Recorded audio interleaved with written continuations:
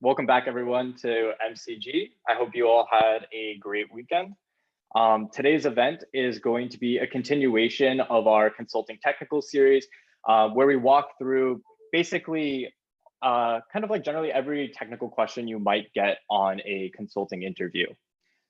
So last time we reviewed casing through a live case demo and then going in depth into each part of the case.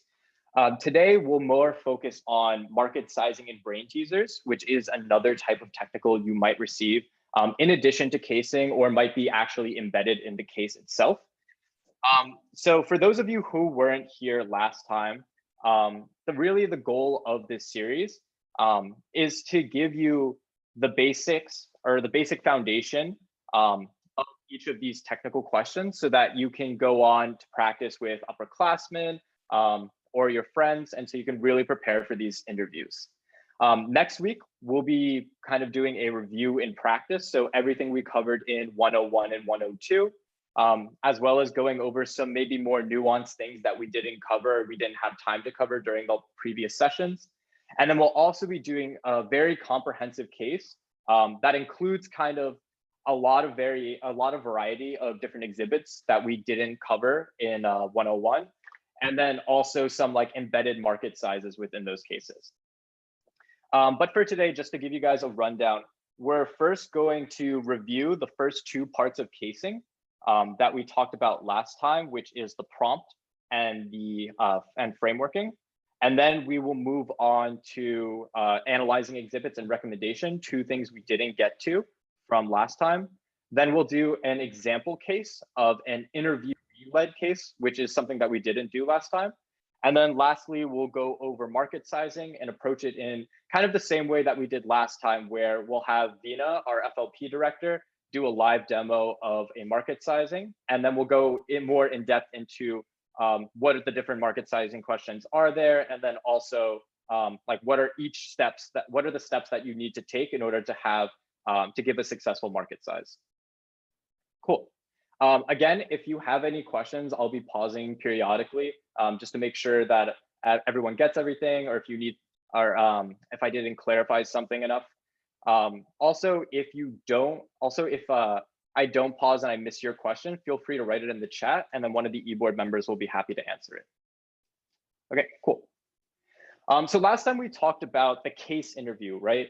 And we broke it down into 4 steps. So firstly, the prompt, which is basically the interviewer role-playing as the client and giving you background information about the company, as well as what the problem is and what they want you to do about it. Secondly, we talked about frameworking the problem. So this is basically where you take a minute to gather your thoughts and write down what you potentially think or what areas you potentially think the solution lie in, and also what data that you might need in order to come up with a recommendation towards the end. Once we do that, we present the framework, and then we move on to analyzing the exhibits. So again, as we saw last time through our case demo, the exhibits are usually like a graph or a table, and then all you have to do is walk through what the exhibits are saying and do any calculations that you think might be helpful in terms of getting to that final recommendation.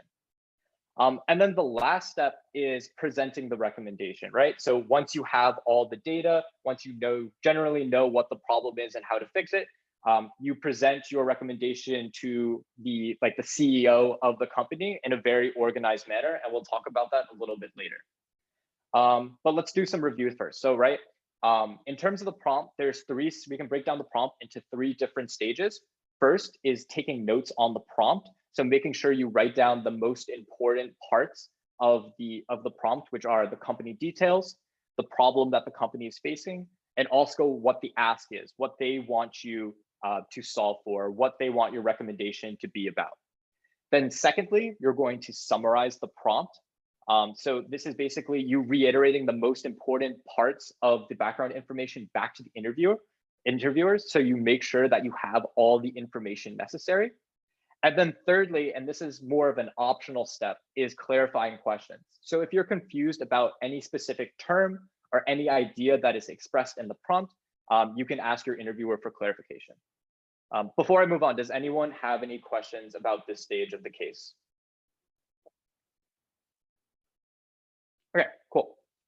So the next thing we covered really in depth was frameworking. And so frameworking overall is creating a structured method to evaluate the problem before like giving your recommendation, right? Or before you give a solution. So following the prompt, you'll ask the interviewer for like a few seconds to gather your thoughts. And then in this time, you'll create categories or what we call buckets, which are like different areas of exploration of the problem. So some of the buckets we said last time were like, oh, for example, like profitability, or the company, or the competition that the company is facing. And so you group your ideas into each of these categories to appear very organized. And then you also want to make sure that these buckets are MECE. And we talked about this term last time, meaning mutually exclusive, that none of the ideas in your buckets overlap with like previously said buckets. So for example, everything in profitability, like everything that you list in your profitability bucket shouldn't overlap in your competition bucket. And then collectively exhaustive, meaning that all of the buckets that you do jointly or comprehensively evaluate the problem. Or like you can think about it as looking at the problem from multiple different angles. And then lastly, we have pushing the case forward. And this is something that's really important and something that the interviewer will really judge you on, is that now we have to pick a bucket that we think is most important, or we think is the most likely chance of leading to an exhibit, which is the next stage of our interview or next stage of our case. And then we ask for specific data on that. Cool. Does anyone have any questions on this part? Great. So this was an example framework that we gave last time. It's called the 3 C's and the P. So essentially company, consumer, competition, profitability. This is a very good framework to use because it applies to a lot of different cases. But something that I didn't clarify last time is you don't have to use this exact framework for every one of your cases. Feel free, if you think that there's another bucket that's important or another way to kind of split up the problem, feel free to use that method too. Because you don't want to, like, if you have like say multiple cases for one firm's interviewer, you don't want them to see that you're using this kind of like boilerplate framework over and over again, because it makes it seem like you have like an unoriginal thought process, or that you came in just like having a framework memorized, which is something that you don't want to show them. And then this again is a practical example of the framework, where this was part of the casing demo that we did last time, where we had Dark Sky, an aircraft manufacturer who is looking for steps that they could take to achieve growth, right? And so James used our 3 C's and a P framework to break up the problem, and then wrote these like small subpoints in when he was writing down the framework. And then when he's like explaining it to the interviewer or presenting it to the interviewer, he kind of elaborates what he means by each of these terms under the framework. Cool. All right, are there any questions on the example frameworks that we used from last time? Or anything that we covered last time that you need further clarification on? Okay, great. If you do have a question, feel free to like PM or DM like one of the eBoard members if you're afraid of participating in the main room. Also, we had a YouTube video up of the last session, so feel free to re-watch that if you have any questions, or if you want to re-watch how James did the case. Cool. So the next part of the case is analyzing the exhibits. So analyzing the exhibits is really to show the interviewer that, one, you have an understanding of what the exhibits are telling you, and then two, to show your thought process, right? To show like what trends that you could pull out of the exhibits, and then what calculations that you make about the exhibits to help you, right, get that end recommendation. So again, we can break down this part of the case into 3 steps. So the first is you're given the exhibit, right? And once you're first given the exhibit, you want to walk through it. So what do I mean by walk through it? So you want to explain what the graphs or tables are showing you. I think before you even know what they're showing you. So what I mean by this is like, they're going to give you a graph, right? And you've never seen this graph before. And something you don't want to do is take like 20 seconds kind of looking at this graph in silence, trying to figure out like, oh, like, what is this telling me? What are the major trends? You don't want to do that, because for those 20 seconds, you're not convincing the interviewer that they should like take you for the job, right? Or that you have like any sort of skills. So what you want to do instead is, when you get the exhibit, what you would kind of like think about in your head, about like analyzing the graph, you just want to say it out loud. So you want to show what your thought process is to the interviewer. How can we do this, right? So like, say for example, the exhibit is a graph. The first thing I would do is I would be like, oh, okay, the title of the graph is this. So that's probably what the graph is showing us. On the y-axis, we have like revenue figures. On the x-axis, we have time. And the trend line is about like a particular product of the company. So we know that like, okay, this is like the revenue that this product brings us over like X period of time. So something like that is how you would walk through the exhibits. And then if there's any like trends that present themselves, or like that you notice right away, feel free to say them, because that's like bonus points on top of it. Okay, cool. So after you walk through the exhibits, then you want to see if there's any calculations that you can do that will help you get to that end recommendation. For an interviewer-led case, this will be like, they'll give you like exhibit questions, and so you'll like pretty much know what the math is that you have to do. But for an interviewee-led case, there's going to be no exhibit questions. So you really have to like figure out what calculations you specifically need in order to like get to the end recommendation. And we'll go over the difference between interviewer and interviewee-led case in a second. But before we do that, let's talk about like walking through the math, right? So once you have your calculation, or once you know like what you need to calculate, you want to, again, not do the math in silence, but walk through every step out loud to your interviewer to show them your thought process. So how do we do this? So the first thing is, you can be like, okay, I think we should do X calculation. Do you think that would be helpful? And the interviewer will say like yes or no. If they say yes, then you say, okay, so we can calculate it using X formula. And then you can walk through like each stage of the map. So like, first thing, I take this number, I add this number, I multiply this number to get, right, like whatever you're solving for. That's exactly how you would do it. Normally in the case, you're like writing this down too, so you're not like doing it all in your head. So it's okay if like you're kind of like dragging, like first I like add this, and then you like write it down, then I multiply this, then you write it down. That's perfectly fine. Another tip is, for your math, you want to kind of stay organized. So like, a lot of the times you can tabularize your math. So this is basically just like putting your math into like a table, and then just being like, okay, like here's the formula, and then here's what I can input as the variables. And then this is just a very easy way for one to make sure that if you need to refer back to that math, you know exactly what you did. But also two, right? The interviewer is kind of like looking over your shoulder, watching you do the math. And it'll be really weird if you're like writing down these random numbers with like no units, and they have like no idea what like the numbers mean themselves. So really make sure you stay organized with your math, you label every number, and then also like write down the formula that you're using. And then lastly, you want to push the case forward. And so what I mean by this is like, okay, so you've calculated what you need to calculate. Do you need any more information to solve for the case, right? Or is like the interviewer not prompting you to like present a recommendation? So you know that there's another exhibit. So pushing the case forward is based on the new conclusions that you've done, like that you've made through this exhibit. What other data do you need in order that would help you solve for the recommendation? Cool. Before we move into the example, does anyone have any questions on like these three parts?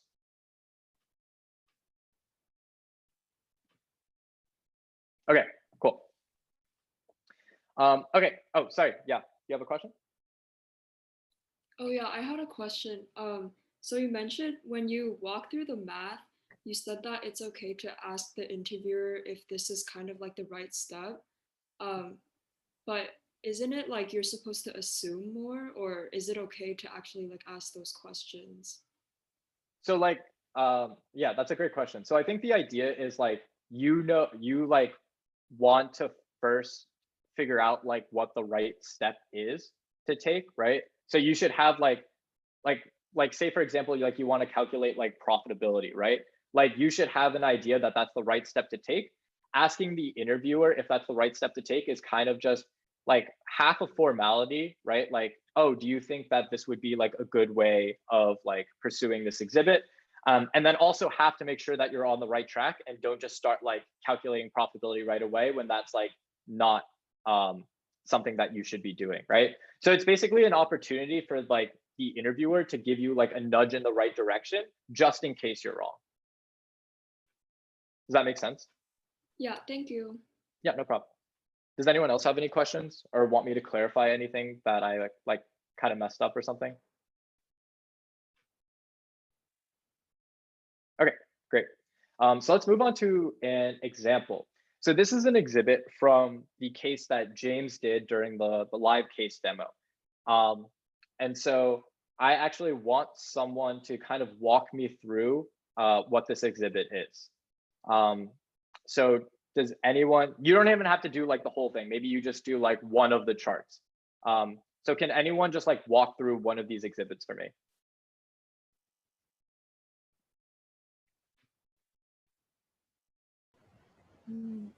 May I? Yeah, go for it. Okay, sure.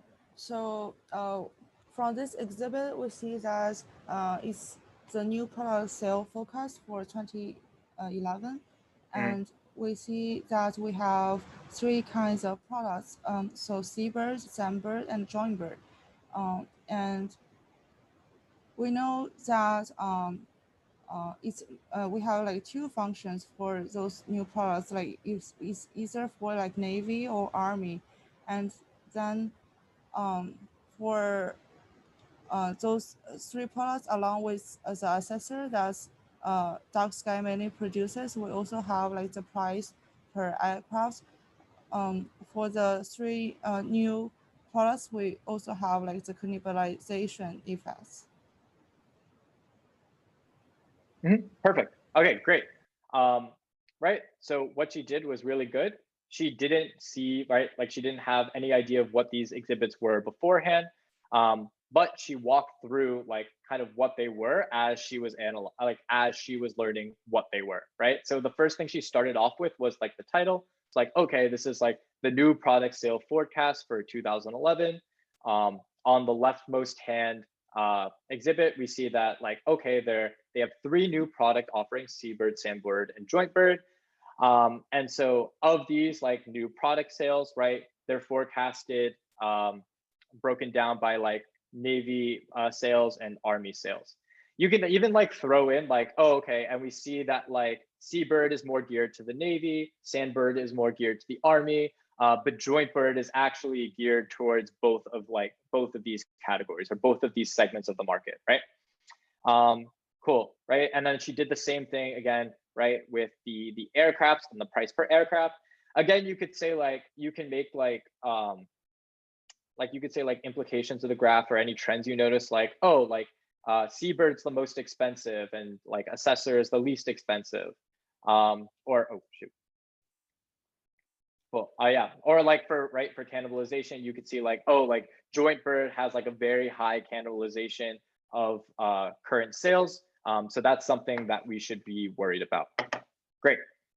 So let's move on to now like walking through the math, right?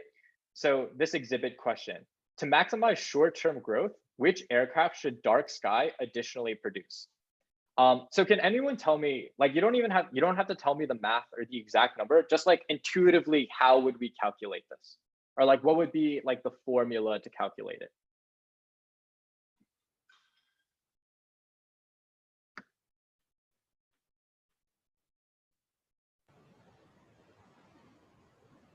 So we want to find revenue, so sales times price per aircraft.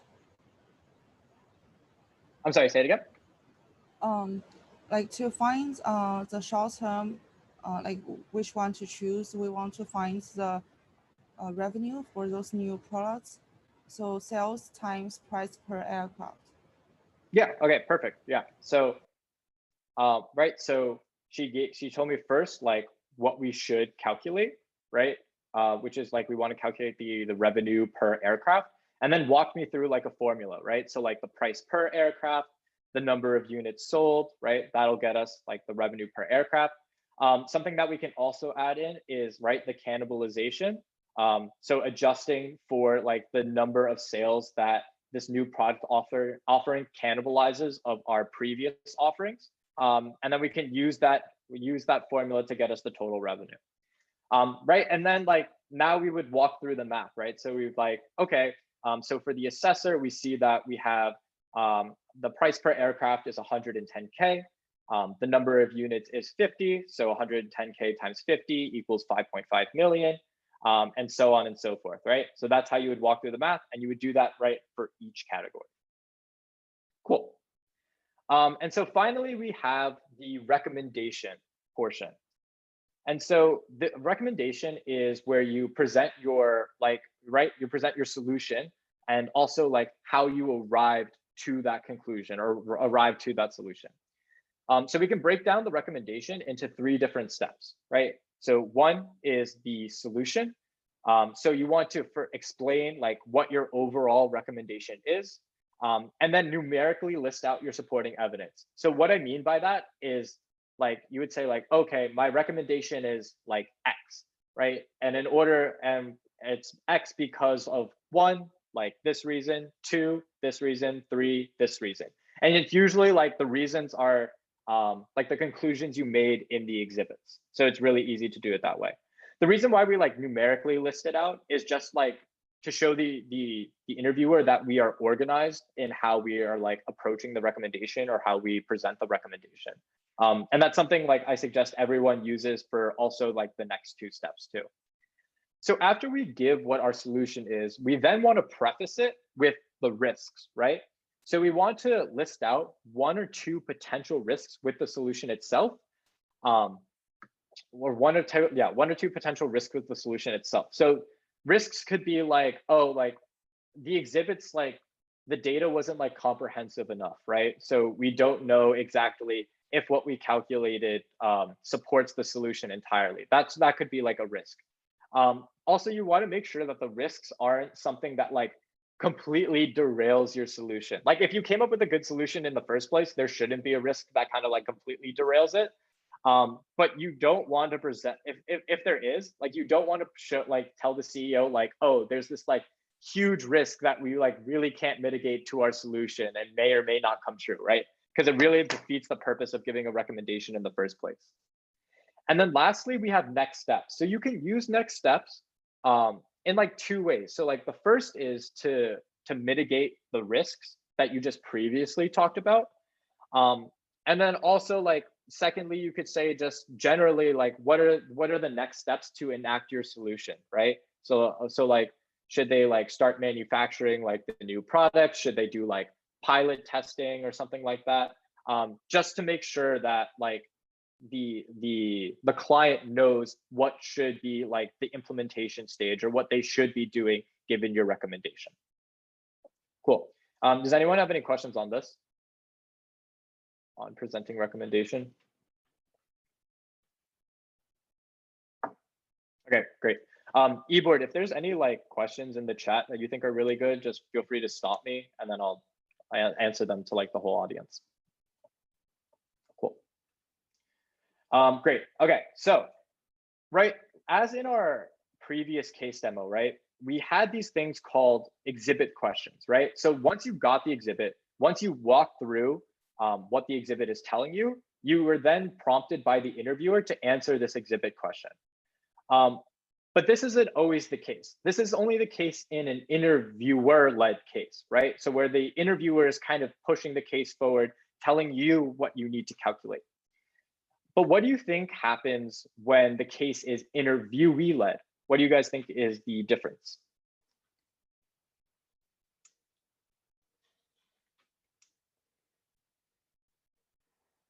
Right, so again, right, in an interviewer-led case, right? They're giving you these exhibit questions and telling you what to calculate. So that's when the interviewer is pushing the case. What do you think is happening when an interviewee is pushing the case or leading the case?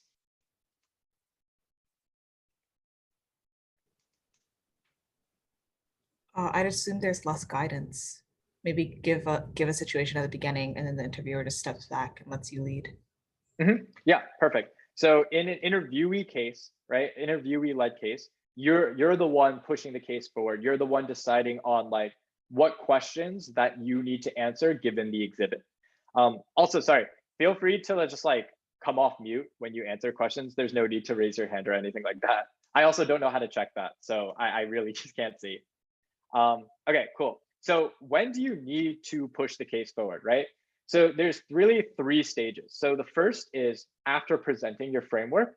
So this is again talking about like picking the bucket that you think will most likely lead you to like certain data that you need for your recommendation, or most likely will give you an exhibit in the case. The second step is after receiving data or exhibits, right? So this is really the main differentiator between like an interviewer and an interviewee-led case.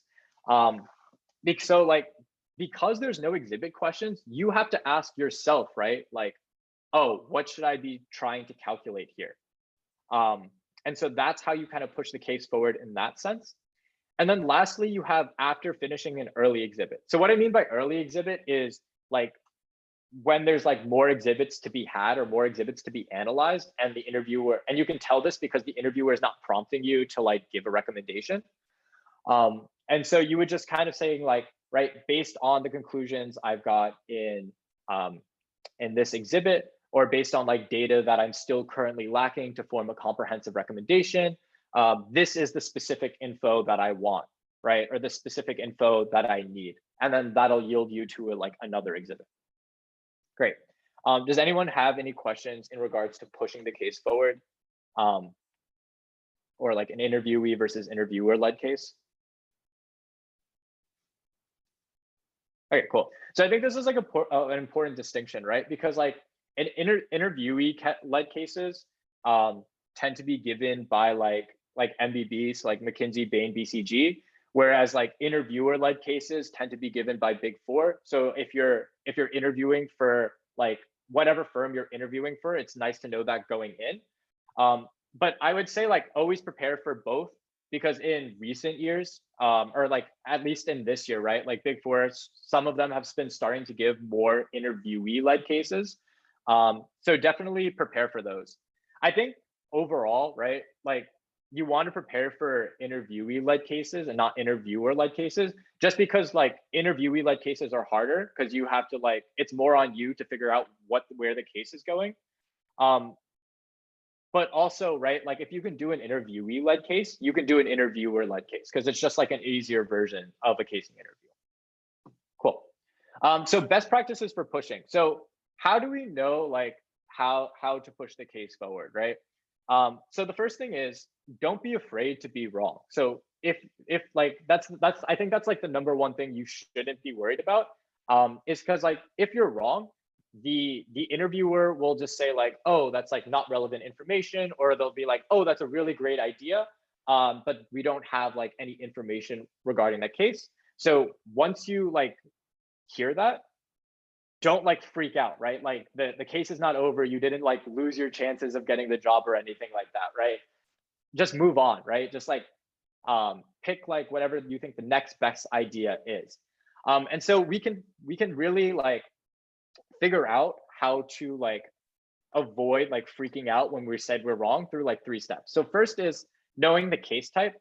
So as we've seen before, right? We've seen like profitability cases, market entry cases, in like the last presentation. So like if you know what the case type is, you tend to see that like there's similar exhibits that go with these types of case. So like for example, profitability case, right? Like there's financial information there, right? Like that there's information either regarding like the like quantity, or like revenue costs, like things like that. So that's something you definitely want to ask for.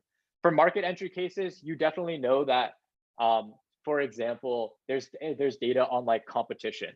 So that's like that's like an example, or that's like a bucket that you probably want to pick for that case. The second thing you can do is refer back to your framework. So if you get stuck and don't know what to do, whether that be in the exhibit, like the exhibit stage, or in the frameworking stage, refer back to your framework. Try to pick another bucket that you listed out, because more often than not, they have data on something that you included in your framework. And then lastly, you don't want to resist nudges. So the interviewer will give you hints if you aren't going in the right direction. So really, like, don't get stuck in your own logic or like your own ideas of like how the case should play out. If you see that the interviewer is nudging you in a different direction than the one that you like strongly believe that the case should go in, just like let go of those ideas and then just go with what the interviewer is saying, right? Because you know that like if you keep going down that track, it's not going to be really good for you. Okay, cool. So now I want to move on to, before we get into market sizing, a kind of like a practice case. So this is like a very quick, easy case example. We won't even be doing it out fully, so don't worry about that.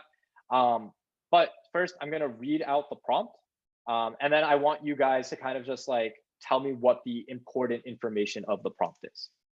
Cool. So our client is a private equity firm focused on the transportation industry. They are looking at investing in a startup low-cost airline carrier focused on the route from New York to London. Specifically, they are looking to play on JetBlue's presence at JFK and EasyJet's presence in Stansted. Currently, there are only large players in the market, no low-cost carriers for that route. The question is, should they invest?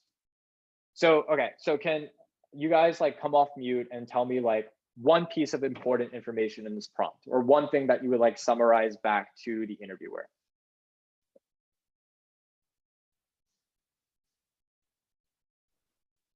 Currently, there are no low-cost carriers for that route.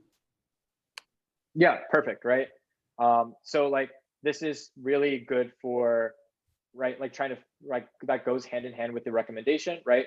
Because EasyJet is like a low-cost carrier, and then we know like the market isn't saturated with low-cost carriers for that route. Perfect. Anyone else? There are only large players in the market. Yeah, perfect. So like going on that point, there's only like really like huge like JetBlue, Delta, American, for example, like currently in that route. So that might like help you like yield the recommendation later on. Perfect. Anything else? They're only focused on the route from New York to London. Yeah, so specifically, right, the question is asking, right, like, should they invest in this company or in this airline that like specifically focuses on the route from New York to London? That's going to be super important to the rest of the case. What about like company details? Or does anyone see any like company details that might be important? It's a startup. It's not a well-established company. Yeah, perfectly, right? So perfect. So it's a startup. So there is like a huge difference between like investing in like a mature company, right, versus a startup. And that'll like kind of sway what your framework, what you say in your framework, and what you say ultimately in your recommendation. Cool. What about the client? It seems like they're focused on transportation. So then I would ask like, oh, what other forms of transportation have they worked on or sold? I'm sorry, can you say that one more time, the question you would ask? Yeah, I said like, it seems like they're focused on transportation. So I would ask whether they have experience in other forms of transportation compared to just like airlines. Gotcha. Okay. So that might be a question you ask like later on in the case, right? Or later on, like after your framework or something like that. Something you include where you're just like, oh, like maybe they shouldn't invest ultimately like in this industry because they have like very like low experience in the industry. Cool. So this is the stuff that I highlighted. It's pretty much the same as everyone else. Something that we didn't cover, right, was like who our client is, right? Our client is a private equity firm. So what do you guys think like that implies about the case, or like a good clarifying question going off of this is? This is like a hard question, so don't worry if like you don't get it right away. Okay, does anyone know like what a PE firm is?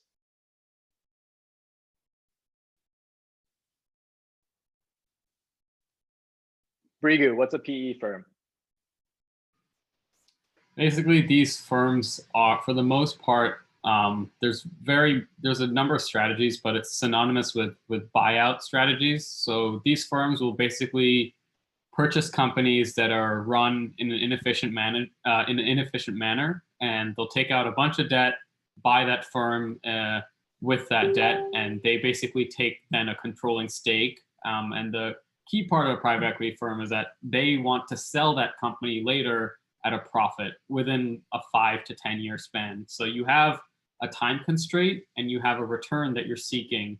So when you do a private equity case, asking about the time horizon and even like the goal of the firm, those are all important things.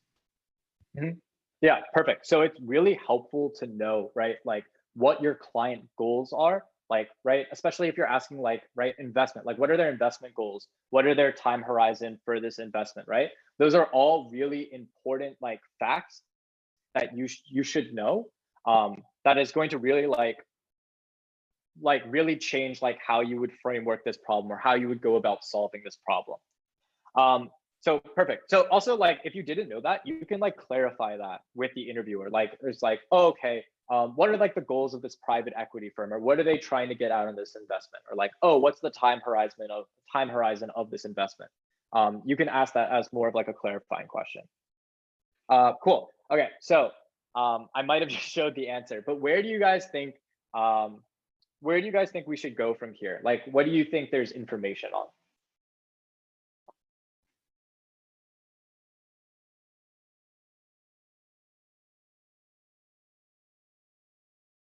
So right, we're trying to figure out should they invest in the company, right?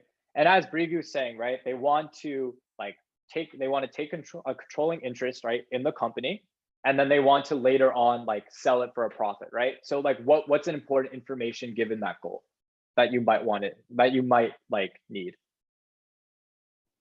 I would look into like the current demand for low cost carriers on that route, because if there's no customers that really want to get cheaper flights as opposed to expensive flights, there's no point entering the market.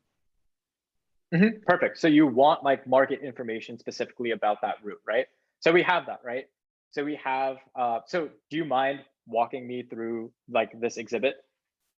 Sure, I can try. Yeah. So this is the statistics of number of flights per day. So there's about 40 flights, 300 seats. So that's 12,000 flights, tickets sold per day.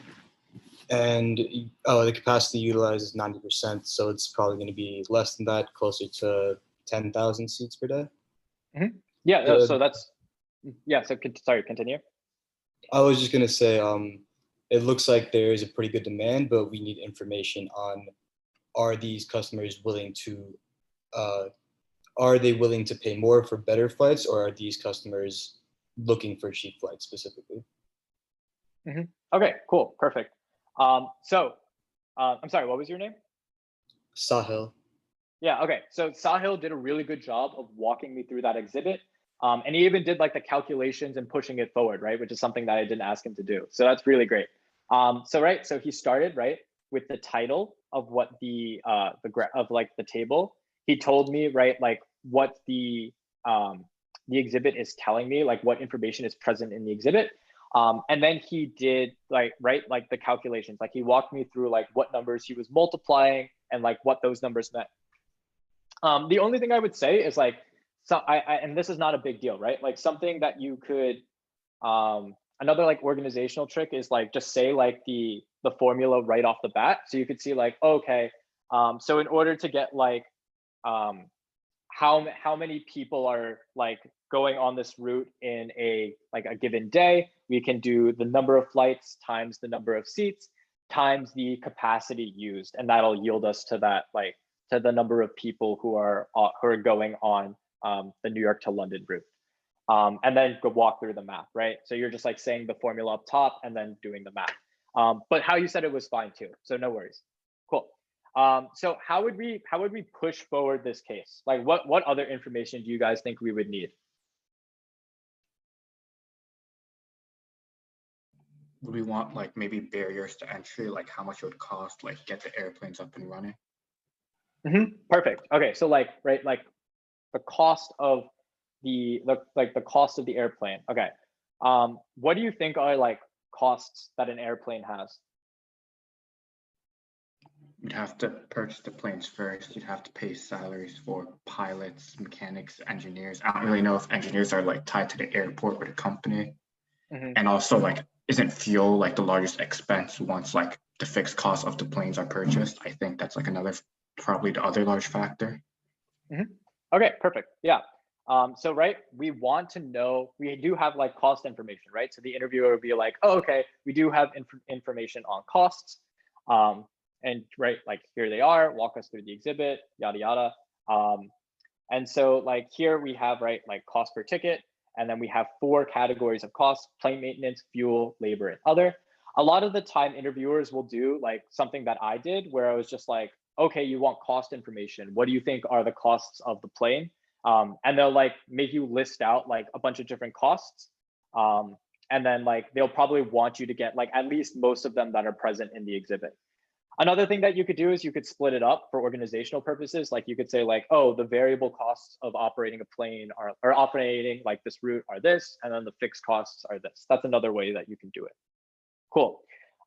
So in the interest of time, other important market information, and actually something that I think Sahil said, or Sahil pushed for, was that like we want data on like the price sensitivity of customers, and then also right like the price of the current like ticket in that route. So now we have like all this information, and so what we would do then is we would look at this information and be like, okay, what can we calculate that'll be helpful in figuring out like, should they invest in this low cost carrier or not? So let's see, what time is it? 1:13. Okay. What do you guys think? Like, should we do? You don't have to tell me like the formula or anything like that, just like intuitively, like what should we try to be calculating here? Like the profit? Yeah, perfect, right? So yeah, the profit specifically of what?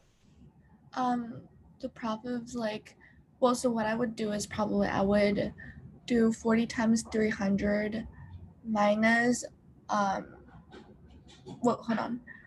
Well, just like the revenue minus the cost. Perfect, right? So there's like 2 ways we can go about doing this, right? We could be like, oh, okay, so we have the competitor's price ticket, like ticket price here, and then we have like the cost per ticket, right? So we can add up all the cost per ticket, subtract it from the competitor's ticket price to figure out like if are they making a profit or not, right? And it turns out like given the math, they're not, they're operating at a loss.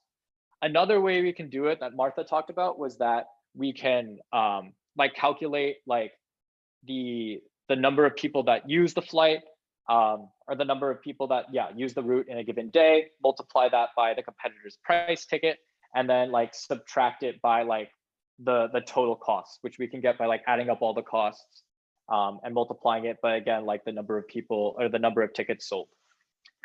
So great.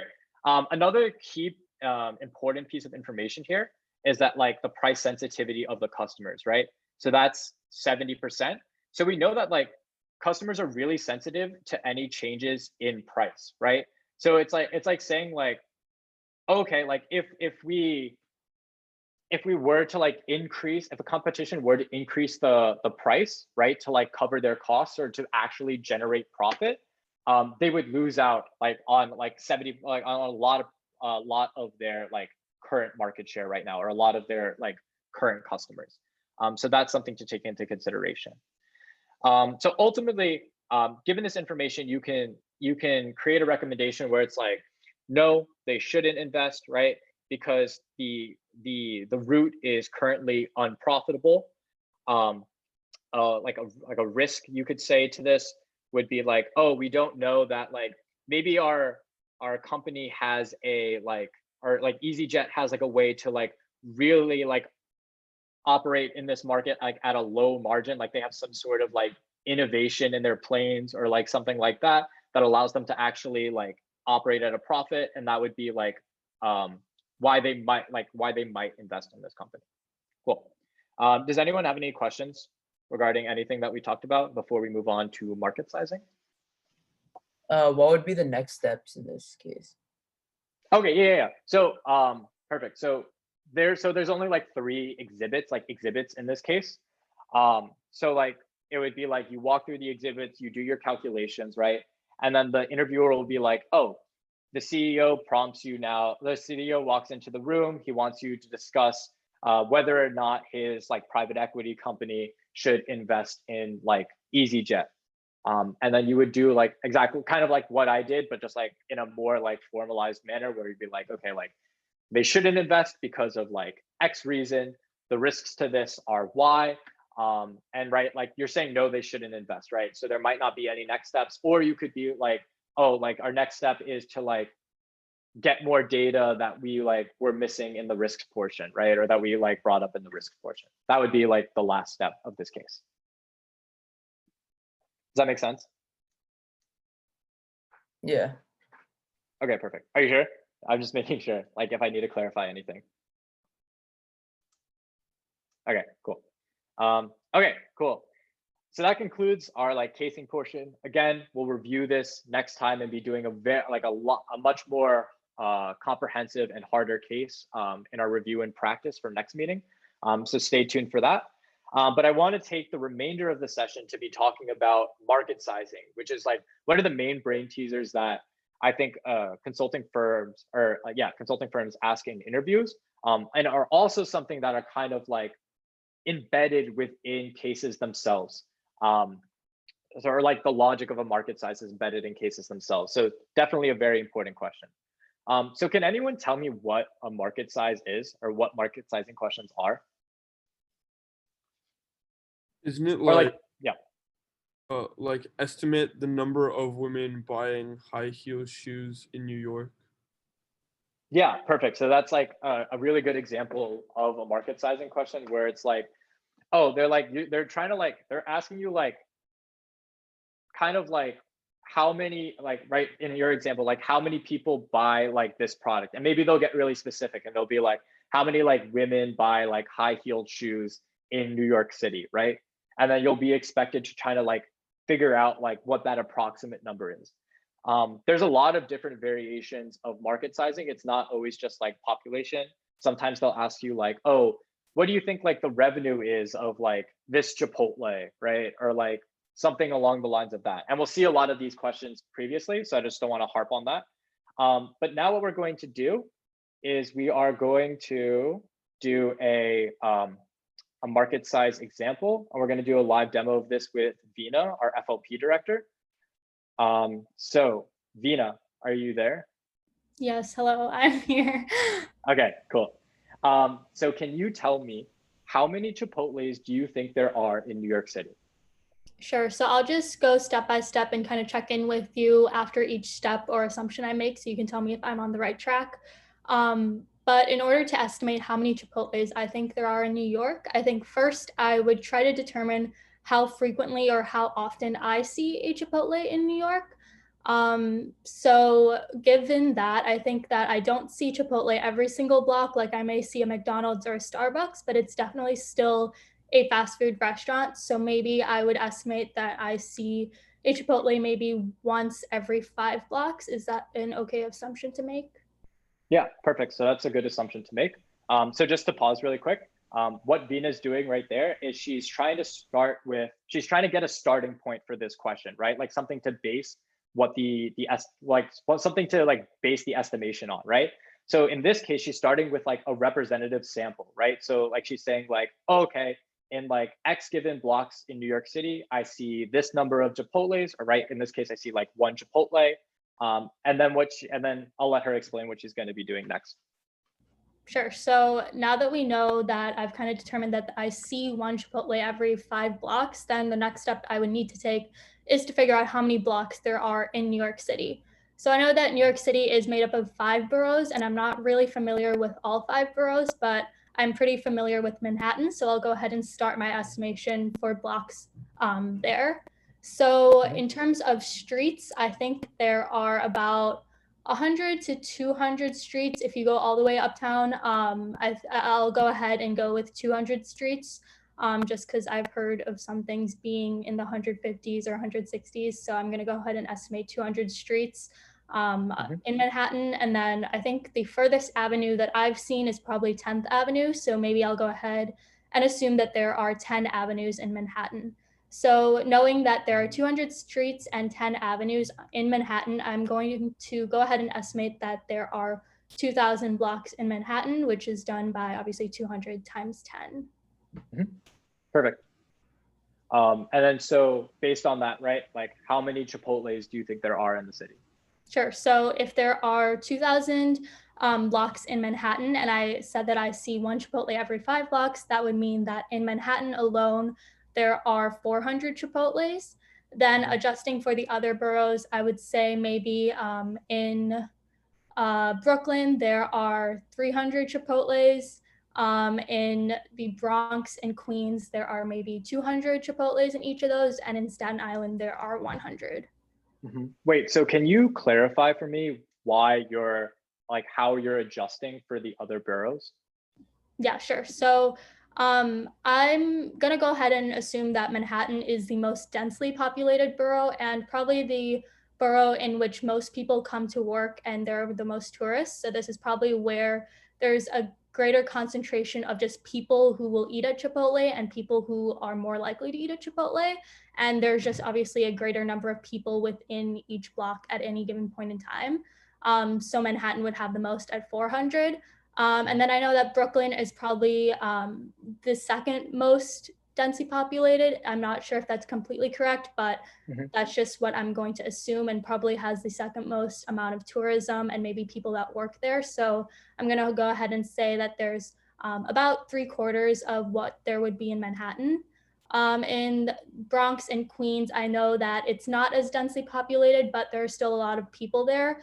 Maybe there's not so much of a demand for fast food and Chipotles, so I would maybe half the number that I found in Manhattan to give 200 Chipotles. And then Staten Island, I know, is probably the least densely populated and is a little bit more suburban than maybe Manhattan and has the lowest population. So for that, I would go ahead and say 100 Chipotles. So yeah, that's kind of how I got to the calculation for the other boroughs. And then to get the final answer for New York City, I would just add up all of those numbers, which is 100 plus 200 plus 200. So that's 100 plus 200 is 300, then plus 200 is 500, 500 plus 300 is 800, and then 800 plus 400 is 1,200. So 1,200 Chipotles in New York City. Okay, perfect. So that was a really good answer. So what Vina just illustrated, right, is like how to go about doing this market size, right? So what she did was, right, she started with a representative sample, right? And then try to expand out that sample to like the rest of New York City. And then as she was expanding it out, she made really good qualitative assumptions. Notice how she wasn't like, for example, when she was adjusting for the boroughs, right? Like she was saying like roughly like, oh, like I know Brooklyn is like about like not as population dense as like Manhattan, but like we can like reduce its like population by a factor of this much because I know this, right? So she's making all these like qualitative assumptions, not necessarily like these like statistical facts that she like pre-memorized for the market size in order to like figure out what the problem is. So thanks, Vina. So let's take a deeper dive into what are the steps for market sizing, right? So the first step is you want to start with a population or a representative sample, like in Vina's case. So you want to start with like a broad population or sample pertaining to the question. And then, so what I mean by this is like, say for example, like we're trying to figure out like, I don't know, someone gave, right, the example of like, how many women buy high heel or wear high heeled shoes in New York City, right? A good starting point for that is be like, okay, like how many people are in New York City, right? And when you're dealing with like kind of like statistical populations like that, You don't want to make unrealistic assumptions. So it's really good to go into the interview like knowing like, oh, okay, like the population of New York City is roughly like 8 million, or like know things like what the population of the US, like it's like around like 300 million or something like that, right? So like go in with like knowing those rough estimates, but also like say you don't know, like for example, like if it's like the number of like major cities in the United States, you can ask the interviewer for clarification for like the starting sample. Like you could say like, oh, is it okay to assume this? Or like, I'm not really familiar with like this area. Could you tell me what like what the population of New York City is? And then they'll just like give you that starting population. And then it also shows like, right, like that you have like good thought process that you know to start with a population. And they don't really care if you know some like weird offhand statistic. The second thing is you then want to keep like, so like if you're starting with a population, right, you want to keep segmenting that population down until you get the answer. So like say, for example, going back to our women that wear high heels in New York City, right? We would then say like, okay, starting with a population of 8 million, right? We can then like say like 50% of those people are roughly 50% of those people are women. So we would take 50% of 8 million, which is 4 million, right? And then you would keep cutting it down like that. In Vina's example, what she did was she started with a sample and then expanded out that sample to the rest of the city. So basically, the only thing that you want to be wary of is to make sure that you are able to expand out that like sample, right? So like, for example, let's say we're dealing with, the question is like, how many in and outs are in America, right? And then you're like, okay, well, starting with like California, right? I see like X number of like street, like in and outs in my town. There's like Y number of towns in California. And then I multiply that. I get the number of in and outs in California. And then I multiply that by 50, right? To get like 50 states to get the total number of in and outs in America.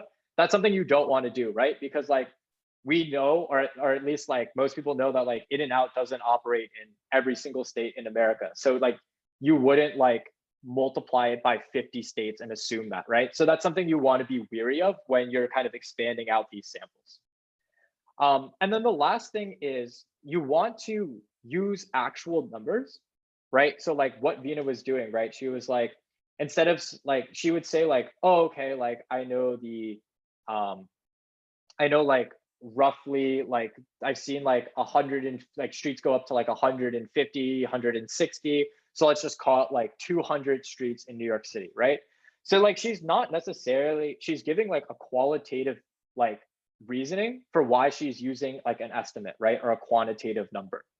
So that's something you want to do in market sizing, right? You want to give like actual numbers for like how you're cutting down or how you're expanding out the population, and not just like qualitative assumptions, right? Like or like not just like qualitative, like, oh, like I think like there's like a lot of streets in like New York City or something like that.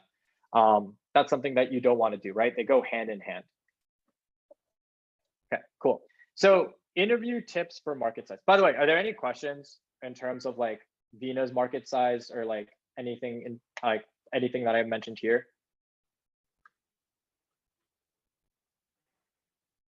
Okay, cool, right? So like, again, right, what Vina did was she started with like, I see one Chipotle every 5 blocks. I assume there are 200 streets in Manhattan. I assume there are 10 avenues in Manhattan, right? So then like 200 times 10 divided by 5 gives you like 400 Chipotles. And then she adjusted that calculation for the other boroughs, right? So notice how Vina was very organized in how she said that and gave good qualitative reasoning for why she was like expanding out her numbers, or like why she was making certain like quantitative assumptions, like the number of streets or the number of avenues. And this is really good because what market size is really testing for is like thought process, right? And less accuracy. Like there is a real number out there about like how many Chipotles exist in New York City, but the firm doesn't care that you like have that statistic memorized offhand, or that like, yeah, they don't really care about that. They more care about like how you would like estimate that number. Like even if you're off by like a lot, if you had really good thought process about how you got to the estimate that you did, it was a really good market size answer. Great. So interview tips for market sizing. So use easy numbers, make your assumptions simple, and then also use your interviewer to your advantage. So what do I mean by that? So the first thing is don't get overwhelmed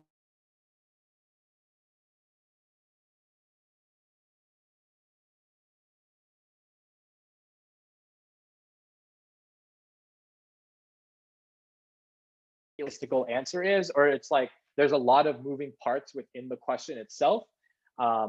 And so they get freaked out, and it makes them very unorganized at first. And then they like end up getting like their grounding like somewhere in like the middle of their explanation. But at that point, you've already kind of like showed the interviewer that your thought process isn't as organized as it should be. So really make sure that like you take a second, like breathe, and like start like take it the question step by step, figure out what the starting population is, and then like go from there, right? Like keep cutting down the population or expanding it out depending on like what you're using. And then next is like simplify your assumptions. So make it easier on yourself, right? Use easy to divide numbers, right? Don't like say like the population is like 78,000 like 232 people, and then like try to multiply that by like 76.3% or something like whack like that, right? Don't do that. Make it easier for yourself. Use whole numbers. Use like numbers that end in like zeros, right? Make it easier for yourself in terms of the math, but also make it like easier for yourself in terms of like the assumptions that you make. So like say there's like a lot of like say and we'll get to this example later, right? Like say like you were trying to estimate the number of, or like the revenue that a single Chipotle brings in during a day. Like Chipotle sells like a lot of menu items. So maybe you can ask your interviewer if you can like simplify the menu items to like 1 or 2, right? For like ease of calculation. And then the last thing is ask questions if you aren't sure. So this really ties back to the whole thing about like, oh, okay, I'm not really familiar with this area. I don't really know the statistic offhand. I could give you a rough estimate, but like, could you potentially give me what the starting population of New York City is, for example, right? So like ask questions if you aren't sure. If you aren't sure that you can make like the assumptions or like your simplified assumptions, ask the interviewer. It's always good to like get feedback from them to like see if you should or shouldn't be doing something.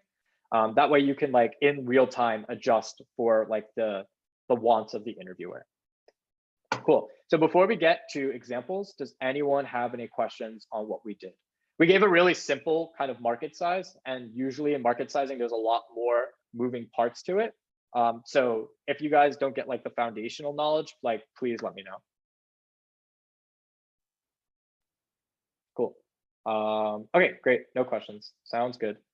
Okay, cool. So here's an example that hopefully we will all participate in.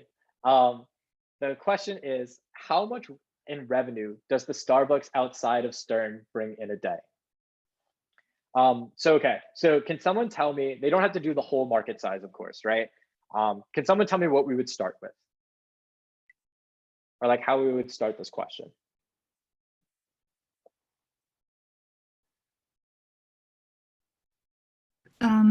Maybe we can start with dividing it into weekdays and weekends. Obviously, weekdays, there might be more customers because, you know, we have classes, and then peak hours and off-peak hours.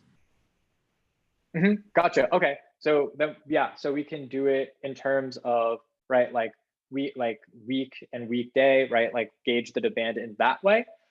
Let's start even broader than that, right? Like how do we know like what's the surrounding market of this Starbucks? Like, or what are the customers that usually come into this Starbucks, do you think?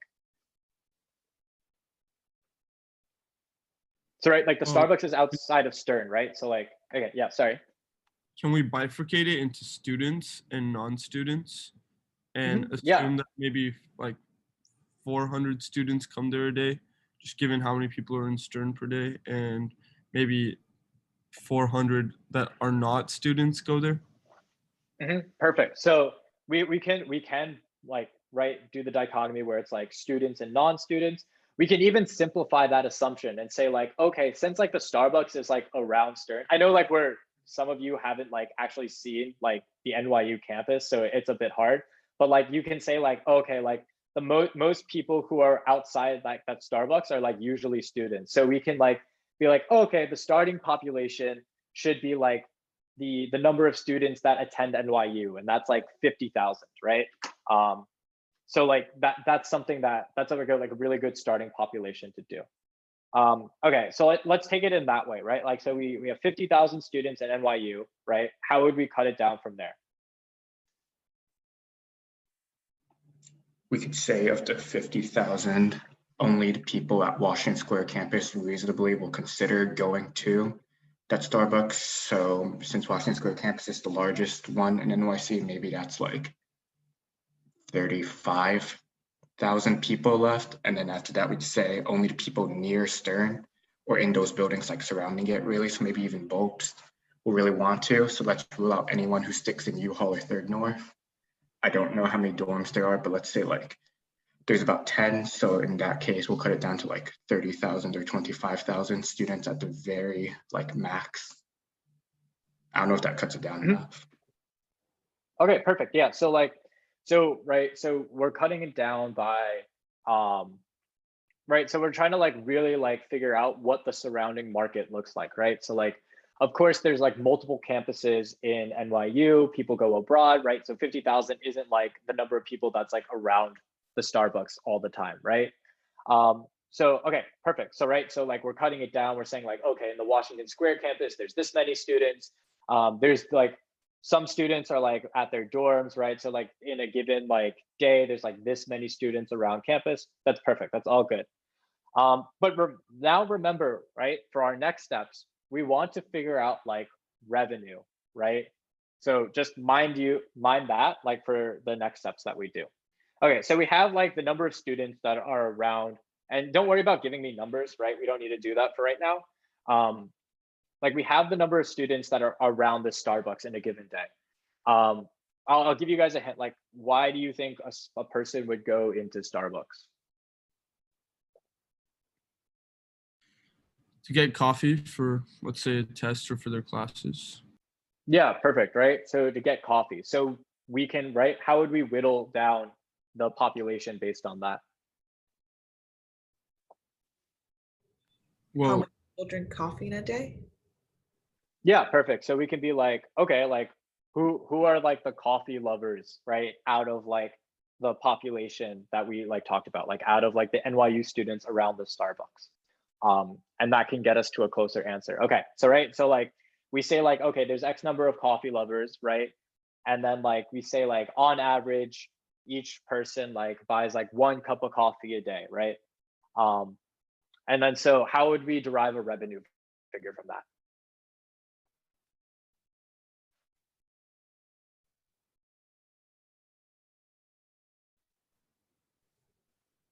So right, so we have like the number of people who are like, right, coffee lovers. We know that like they on average buy like 1 coffee a day, right? So what would we do to get like revenue for the Starbucks? Like the average price of each drink or something. Yeah, perfect, right? So we know that's really good. So right, so we know like Starbucks sells like many different drinks, right? So we could be like, okay, the average price of a drink in Starbucks is like $4 or something like that. And then we can multiply $4, right, by like the number of coffees that are purchased at that Starbucks. And then that gets us the revenue for that day. So we can get, so this was a really good example of a market size. I think you guys did a really good job of understanding the basics, but we can make this like even more granular than what we did, right? So like, for example, the coffee lovers idea, right? Like, so like out of like the surrounding market, X number of people are coffee lovers, right? But do people who buy coffee only go to Starbucks for their coffee? No, right? Like there's other like coffee shops around campus, so we can cut that down, the number down even further, right? Another thing that we could take into consideration is that does Starbucks only sell coffee? No, right? Like Starbucks also sells like food, right? So there's like a bunch of different food that Starbucks sells. So we can then like expand the population out also to like people who would buy like food from Starbucks too. And then we can like Ariana said, like we can find the average price of like food in Starbucks and multiply it by like the number of food that we think is sold on a given day. Perfect. So we took, for this question, we took a demand side approach, right? Where we considered like, what's the surrounding population of the Starbucks? How many of them like coffee? How many of them will go into the Starbucks, right? We did it from like a demand side, right? From like the population side. But there's like two approaches that you can take in this, right? You can also do it from the supply side, right? So you can consider factors like how many baristas work in like the average Starbucks, or in this case, like the Starbucks in like Stern, or in like a by Stern, right? And then you can be like, oh, okay, like I sit, like, I don't know, you can make this up, right? Like I sit in the Starbucks and do work, and then I see like in like a 10-minute interval that they make like X number of coffee, right? And then you can be like, okay, because of this, I can like then expand out, right? Like that 10-minute interval for like 10-minute interval for like a given day, right? So that's also something you can do. I think really using like observational data like that in your market size is really good, because you can kind of like, you can like cheese the problem, right? Like you can make up some stuff like, oh, like I sit in like the Starbucks and I see them like make like, I see that there's like 3 baristas, right? And I see like the Starbucks is like usually packed during like these peak hours and like not packed during these peak hours, right?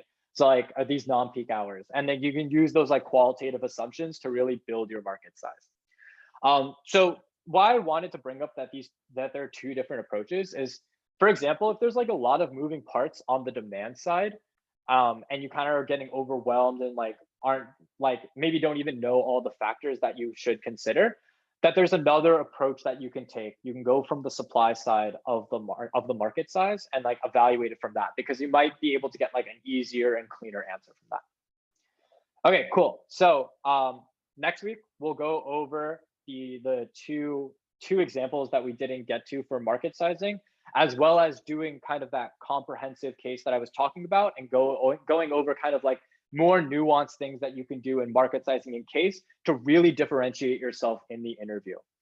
So that'll be next week. If you guys have any questions, feel free to stay back and ask. But with that, thank you all for coming, and I hope to see you all next week.